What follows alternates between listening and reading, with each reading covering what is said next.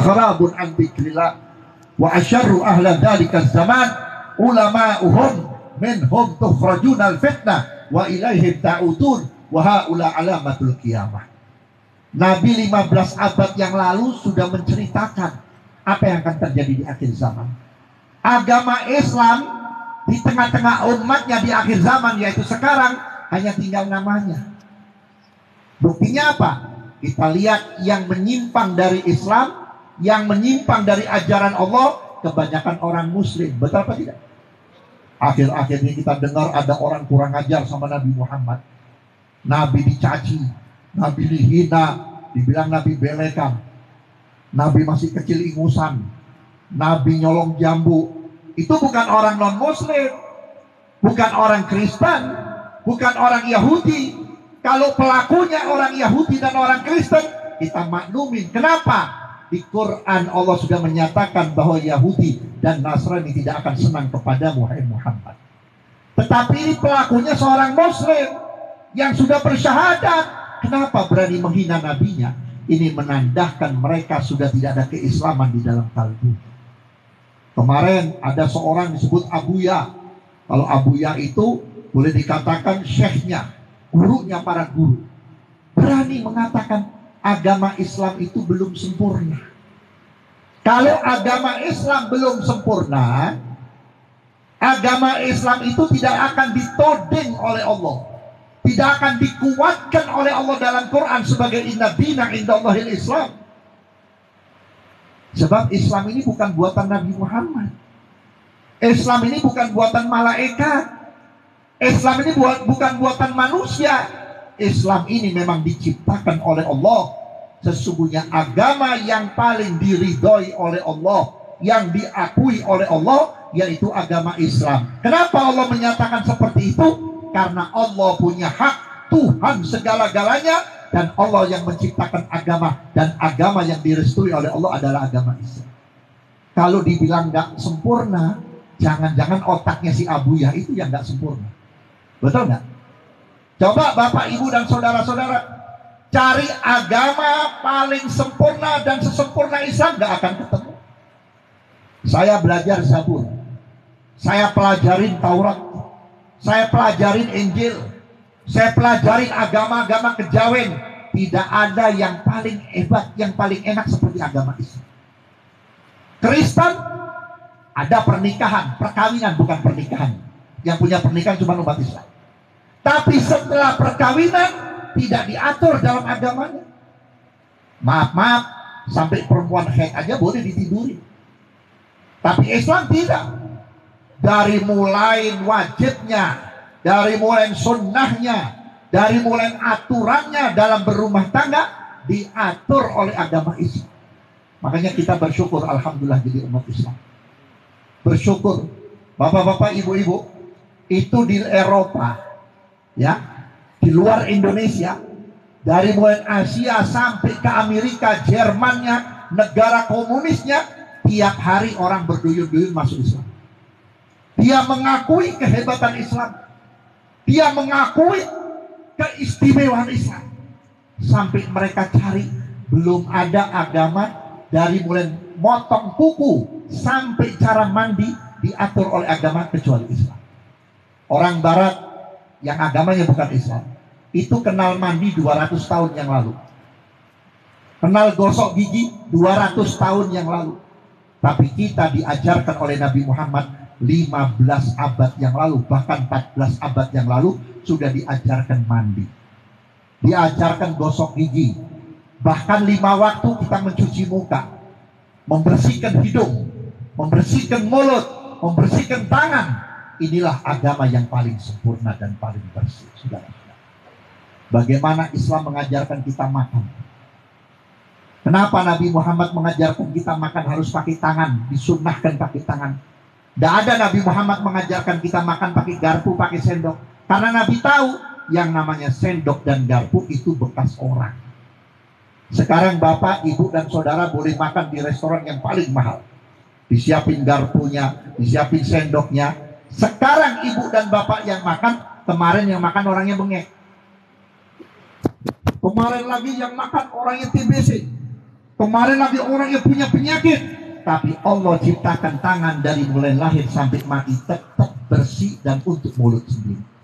Walaupun ibu punya anak, nyuapin anak pakai tangan nggak masuk, makanannya yang masuk. Kenapa kalau habis makan disunnahkan menjilat jari? Bukan serakah, bukan rakus. Karena Allah ciptakan di jari ini ada satu zat, yang mana kalau kita habis makan kita jilatin, barangkali ada usus kita yang lagi bermasalah, tidak bisa menghaluskan makanan yang keras seperti daging. Nanti akan terjadi usus buntu dan lain sebagainya. Lewat jari ini nanti makanan yang di usus itu akan dihancurkan dengan kimia yang Allah ciptakan, yang Allah taruh di mana? Jari jemari. Ini dari mana ajarannya? Dari Nabi kita Muhammad Sallallahu Alaihi Wasallam. Setelah itu kita diajarkan akhlak. Ini akhlak paling pokok. Islam itu agama, bukan agama peci. Asal pakai peci orang Islam, asal pakai jilbab orang Islam, asal pakai sarung orang Islam. Berapa banyak yang pakai peci kagak sholat? Betul nggak? Berapa banyak yang pakai peci pada korupsi? Berapa banyak yang pakai peci jadi pengkhianat? Tetapi agama Islam itu agama adab, agama akhlak. Sampai Nabi pun menganjurkan kepada kita semuanya, bagi kita umat Islam yang menuntut ilmu, sebelum kau belajar ilmu, kau harus belajar akhlak dulu. Sampai dicontohkan oleh Imam Ahmad bin Hanbal yang punya madhab Hambali. Beliau belajar 40 tahun berkhidmat kepada gurunya dulu untuk belajar akhlak. Baru setelah 40 tahun Imam Ahmad bin Hanbal baru belajar agama, belajar ilmu agama. Apa sebab? Karena akhlak kalau sudah didahulukan, apapun yang kita punya kita nggak bakal sombong. Tapi kalau kita mendahulukan ilmu atau mendahulukan kekuasaan, mendahulukan harta, tanpa ada adab, kepada siapapun kita akan sombong. Jangan pun kepada tetangga, kepada ibu bapak sendiri kita akan sombong. Saya pernah didatangin oleh seorang ibu, kurang lebih tahun 2016 sebelum saya sakit. Itu ibu-ibu suka ngaji di rumah saya tiap hari Selasa pagi. Habib, saya mau curhat. Silakan Bu. Saya punya anak laki, Habib. Ketika umur 7 tahun suami saya meninggal dunia. Saya nggak punya siapa-siapa, Habib. Saya besarkan anak saya dengan keringat saya sendiri. Saya dagang kredok, gado-gado dan gorengan. Sampai habis itu modal dan untungnya. Saya makan sedikit, semuanya saya gunakan untuk menyekolahkan anak saya. Saya cari nafkah kemana lagi, Beb? Saya bekerja di rumah orang kaya. Jam 6 pagi saya datang ke rumah orang kaya. Saya nyuci, masak, ngepel, nyetrika, jam 4 sore saya pulang. Hasil daripada saya kerja, sedikit saya makan, sisanya untuk membesarkan anak saya. Alhamdulillah, anak saya berhasil sekolahnya. Bahkan sudah kuliah, bahkan dapat gelar seorang sarjana. Sekarang anak saya kerja di Jakarta, Habib. Gajinya kurang lebih 4-5 juta. Sekarang anak saya beli rumah di Bogor, Habib. Di perumahan yang cukup mewah. Saya sebagai seorang ibu pengen nengokin anak, bukan pengen ngemis. Saya pengen tahu anak saya bahagia atau tidak. Saya berangkat dari kampung, Habib, dengan bawa makanan yang dia suka. Naik mobil beberapa kali saya ganti. Kemudian sampai di perumahan gak ada becak, gak ada motor, saya jalan kaki. Pas di depan rumah anak saya lagi berdiri di sore hari bersama tetangga. Tiba-tiba tetangga itu menegur anak saya, Mas, Bang, itu ada ibu-ibu dari tadi melihat. Apa? Begitu dilihat, oh itu pembantu saya. Tidak senang ibunya datang. Tidak bangga ibunya datang. Terang-terangan di depan tetangganya, dia berani bilang, ini pembantu saya. Masya Allah. Bagaimana hancurnya orang tua kalau dihina anak, Pak? Ya, bagaimana hancurnya? Kita dihina orang lain sakit hati. Dihina mertua sakit hati. Dihina ipar sakit hati. Tapi kalau keluar penghinaan dari mulut anak, lebih sakit daripada yang sakit. Saya menyimpang sedikit pembicaraan saya. Saya ingat sahabat Nabi yang namanya Alqamah. Alqamah ini kalau sholat berjamaah dengan Rasulullah. Kalau Nabi makan, dia jadi pelayannya Nabi. Dia yang membantu Nabi. Kalau Nabi berjuang, dia menjadi bala tentaranya Nabi. Saking dekatnya sama Nabi Muhammad. Tapi kenapa waktu sakarat, ya, waktu mau meninggal dunia, bibir Nabi yang sangat mulia, yang sangat terhormat, sudah nempel di daun telinganya Alqamah. Untuk menuntun Alqamah mengucapkan kalimat La ilaha illallah, Alqamah mulutnya terkunci, hanya mengeluarkan suara seperti kerbau yang mau dipotong. Akhirnya lama-kelamaan malaikat Jibril turun, membisikkan telinga Nabi Muhammad, ya Rasulullah, ini Alqamah jangan dipaksa baca la ilaha illallah, karena ini anak bermasalah dengan ibunya. Akhirnya Nabi menyuruh salah satu sahabat untuk memanggil ibunya Alqamah. Begitu dilihat oleh sang ibu, ketika ibunya Alqamah datang untuk menyaksikan kondisi Alqamah sebagai putranya, sang ibu nggak tega. Sang ibu pasti punya keyakinan Alqamah pasti masuk neraka. Sehingga sang ibu ringkasnya mengatakan, ya Rasulullah, anak saya ini dari kecil nggak pernah kurang ajar. Anak saya dari kecil taat, baik. Begitu dia punya istri, wallahu a'lam apa penyebabnya, ketika saya bertanya sesuatu, Alqamah jawabnya ketus banget, sampai saya terpukul dan sakit hati saya, ya Rasulullah. Tapi nggak apa-apa, ya Rasulullah, saya maafkan anak saya nggak ridho anak saya masuk neraka, ya Rasulullah. Begitu sang ibu mengatakan saya maafkan, langsung Alqamah dapat mengucapkan kalimat la ilaha illallah. Saudara-saudara hadirin, artinya apa? Artinya ucapan yang keluar dari mulut seorang anak itu lebih tajam daripada silet, lebih tajam daripada garpu yang menusuk jantung hati kita. Saya katakan kepada ibu tersebut, maaf ya Bu, sebetulnya yang salah bukan anak ibu, ibu yang salah. Loh, kok Habib nyalain saya?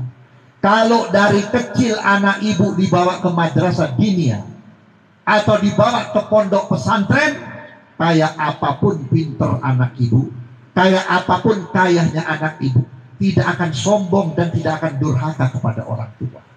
Kenapa? Karena anak ibu setiap hari oleh kiainya, oleh ajengannya, oleh ustadznya dikenalkan perilaku Nabi Muhammad. Di mana ada orang sehebat Nabi Muhammad, Pak? Sholatnya nggak ada yang lawan Nabi Muhammad. Sampai malaikat seluruh yang kita kenal 10, tapi seluruhnya ribuan itu melihat bagaimana sujudnya Nabi Muhammad, ditiru. Rukuknya Nabi Muhammad ditiru, cara zikirnya Nabi Muhammad ditiru. Artinya apa? Ibadahnya Nabi Muhammad paling top, paling hebat. Tapi Nabi Muhammad tidak pernah merasa ibadahnya lebih hebat daripada yang lain. Nabi Muhammad diangkat semua dosa dan kesalahannya oleh Allah, sampai diterangkan dalam kitab Maulid Cintu Duror yang tadi dibaca, la yaqulu wa la yaf'alu illa ma'rufah.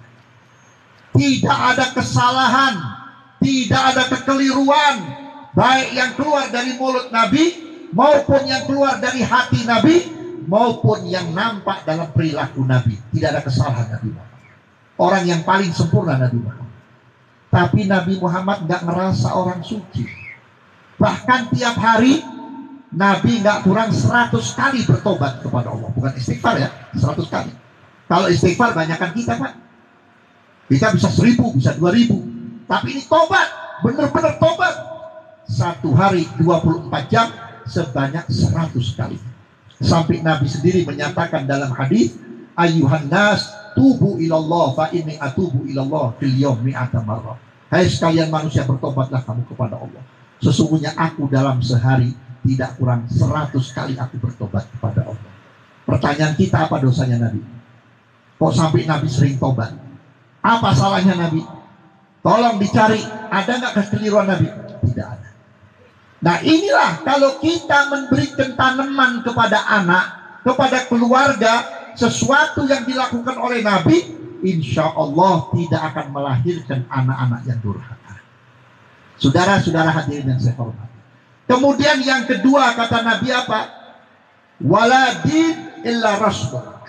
Agama ini tinggal bentuknya saja. Agama tinggal bentuknya saja. Di Indonesia ini mayoritas umat Islam, betul tidak? Jokowi Islam, Megawati Islam, menteri-menterinya Islam, tapi nggak demen dengan Islam. Betul begitu? Nggak suka dengan syariatnya Nabi Muhammad. Bahkan ada anak presiden berani ngomong akhirat itu tidak ada, itu hanya lamunan orang-orang penganggur. Masya Allah, akhirat nggak ada. Di Quran sudah dijelaskan di awal Baqarah bagaimana kondisi akhirat. Maaf saudara-saudara, hidup kita yang sebenarnya bukan di dunia, nanti di akhirat. Di dunia ini sementara. Bapak kaya sebentar, bapak punya pangkat sebentar, bapak punya istri sebentar, bapak punya rumah, punya mobil, semuanya sebentar. Nanti di akhirat yang abadal abidin, yang kekal abadi.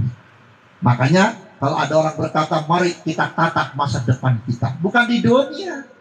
Umur kita nggak tahu. Di sini ada Pak Lurah, pasti Pak Lurah suka bikinin KTP buat warganya. Yang ada tanggal lahir, tanggal mati nggak ada. Kenapa? Jangan pun lurah, camat pun nggak tahu kapan matinya. Presiden juga nggak tahu kapan matinya. Artinya apa? Mati adalah rahasia Allah Subhanahu wa Ta'ala.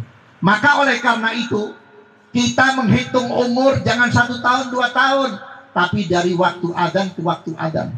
Alhamdulillah, tadi dengar suara adzan Isya, kita masih hidup, masih bisa kumpul, masih bisa hadir di sini.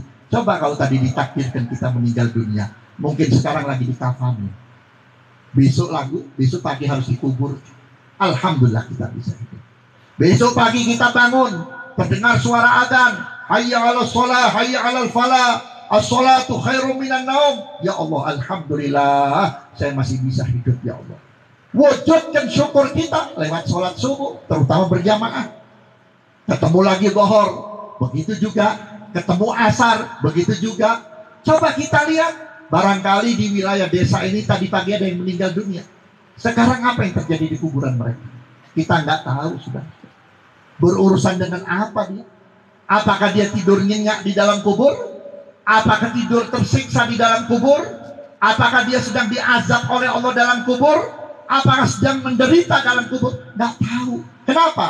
Karena manusia akan merasakan baik dan buruknya nanti kalau sudah di dalam kubur. Hadirin yang saya hormati. Maka oleh karena itulah, jangan jadikan agama sebagai bentuk, tapi jadikan agama sebagai tuntunan. Yang ketiga apa kata Nabi? Al-Quran tinggal bacaan.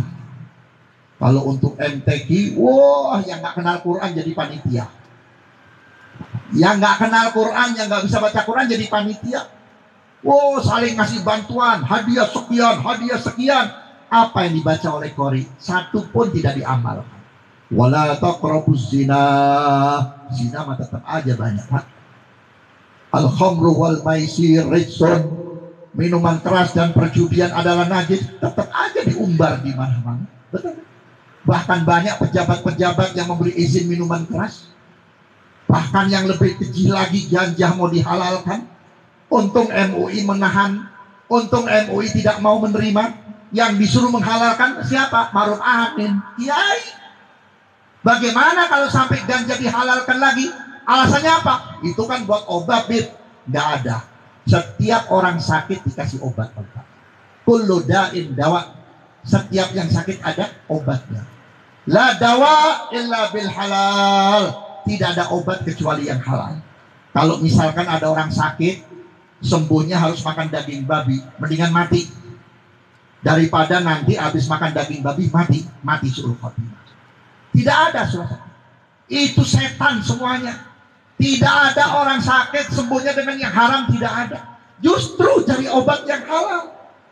Pernah Nabi Muhammad memberikan kepada sahabat yang sakit, suruh makan ular, atau suruh makan kalajengking, atau suruh makan babi, atau suruh makan tikus? Nggak pernah. Kalau nggak dilakukan oleh Nabi Muhammad, jangan dijadikan modal fatwa hanya untuk menguntungkan kelompok-kelompok yang nyari duit dengan cara yang haram. Ini di Indonesia ini sekarang banyak, Pak, kelompok-kelompok yang ngaku cinta NKRI, ternyata dia cari duit di Indonesia dengan cara yang haram. Lewat perjudian, lewat togel, lewat homer, lewat pelacuran. Masya Allah, sesuatu yang haram ini, Pak, jangan pun yang haram, yang halal itu berat apalagi yang haram. Saudara-saudara hadirin, orang kalau sudah kemasukan barang haram di dalam perutnya, ditutup hatinya oleh Allah Subhanahu wa taala. Mata qalbuhu wa dha'ufa yaqinuhu wa qillat ibadatuhu. Hatinya mati.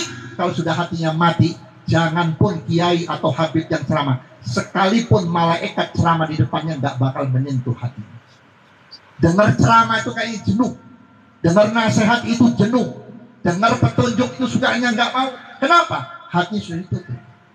Makanya orang-orang Yahudi, orang-orang Nasrani, dia tahu bagaimana cara menghancurkan umat Muhammad. Bagaimana caranya? Pertama, masukkan yang haram. Masukkan yang haram secara dohir atau tidak. Kalau yang cara dohir, insya Allah kita nggak bakal cari yang haram. Tapi yang tidak dohir, lewat makanan-makanan yang kita nggak tahu. Sekarang makanan-makanan apa aja kita makan, ya kan? Kita nggak tahu asal ada stempel dari MUI halal, makan. Wallahu alam itu stempelnya benar atau tidak.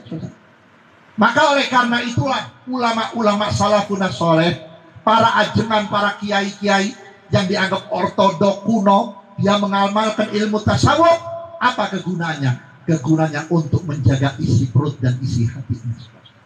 Ada sifat wara, ada sifat zuhud, ada sifat hati-hati. Kenapa? Kalau sudah satu titik yang haram masuk ke mulut, doanya tidak bakal diijabah oleh Allah Subhanahu wa taala.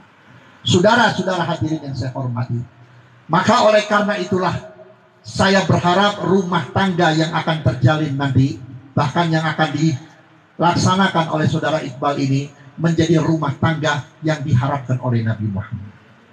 Apa yang diharapkan oleh Nabi Muhammad? Khairukum khairukum li ahli wa ana khairukum li ahli. Ma akraman nisa illa karimun wa ma ahannahunna illa la'imun. Berbuatlah kalian kebaikan kepada istrimu dan anak-anak, karena aku orang yang terbaik kepada anak dan istriku. Memuliakan istri dan anak-anak, maka laki itu akan dimuliakan oleh Allah. Menghinakan anak dan istri, maka laki itu akan menjadi laki durhaka, kata Nabi Muhammad. Bagaimana cara memuliakan anak dan istri? Bukan dengan emas, bukan dengan cincin, bukan dengan perhiasan, tapi muliakan dengan akhlakul karimah, dengan agama yang kuat, dengan keikhlasan di dalam mendidik anak kita. Niscaya nanti akan lahir anak yang soleh dan istri yang solihah. Pak, ibu-ibu, hati-hati. Kalau sampai istri kita nggak menjadi istri yang solihah, nanti jadi Abu Lahab. Tahu Abu Lahab? Abu Lahab itu pamannya Nabi Muhammad. Ketika Nabi Muhammad lahir, Abu Lahab itu senang cinta kepada Nabi Muhammad. Sampai dikorbankan, dibebaskan khodamnya atau budak tercantik dan terbaik untuk mengurus Nabi Muhammad. Begitu Nabi Muhammad beranjak menjadi seorang Nabi dan Rasul, sudah mulai dakwah, Abu Lahab pengen ikut Nabi Muhammad, dipengaruhi oleh istrinya. Jangan, Muhammad itu anak yatim, nggak punya emak, nggak punya bapak, yatim piatu. Pakaiannya aja satu-satunya kering di badan, makannya pun jarang. Muhammad orang miskin karena sering dipengaruhi oleh istrinya. Walaupun itu keponakan sendiri, akhirnya Abu Lahab menjadi benci kepada Nabi Muhammad, sampai pernah menuding Nabi Muhammad. Turun firman Allah, tabbat yada Abi Lahab. Akhirnya dalam ayat itu disebut apa? Wamra'atuhu hammalatal hatab. Istri yang diikuti perkataannya oleh suami, yaitu perkataan yang tidak benar, perintah nggak benar, kemauan nggak benar, nanti kalau suaminya masuk neraka, istrinya bawa kayu bakar, dibakar-bakar. Ya, kita tunduk kepada Allah. Istri kita hormati, kita hargai, tapi tidak boleh kita patuhi. Karena kita seorang laki-laki, ar-rijalu qawwamuna 'alan nisa. Laki-laki itu pemimpin bagi kaum wanita. Jangan sebaliknya, laki-laki jadi pengikutnya wanita. Kalau jadi pengikutnya wanita, habis sudah. Hancur sudah. Maka oleh karena itulah, sebelum istri itu melangkah yang lebih jauh, kita nasihati. Neng, nanti kalau sudah nikah besok nih, kamu hari ini, detik ini sudah menjadi hak saya sepenuhnya. Ibumu tidak punya hak, bapakmu tidak punya hak. Sekarang yang mengontrol sholatmu aku, yang mengajarkan agama aku. Sebab besok kalau kamu berbuat salah dalam ibadah atau dalam kelakuan yang tidak baik, kemudian aku beritahukan kepada kamu, kamu tidak menurut, besok istri nanti akan ditanya oleh Allah, kamu akan ditanya oleh Allah. Apa kata istri kita? Ya Rob, jangan salahkan aku. Itu suami saya membiarkan aku wudhunya nggak benar, dibiarkan. Aku fatihahnya nggak benar, dibiarkan. Aku sholatnya nggak benar, biarkan. Maka tuntutlah suami. Maka disinilah kita berumah tangga ini, Pak. Berapa tahun?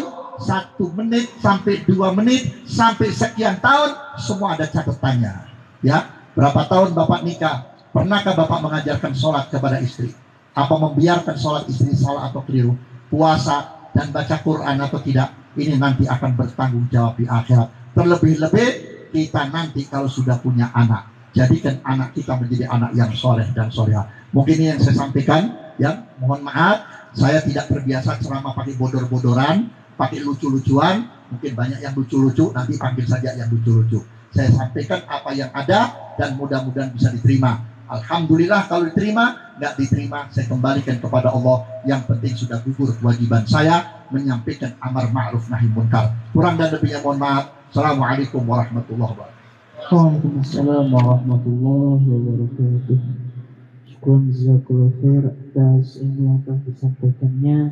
Semoga kita semua dapat mengaplikasikannya kalau di kehidupan kita. Amin ya rabbal alamin.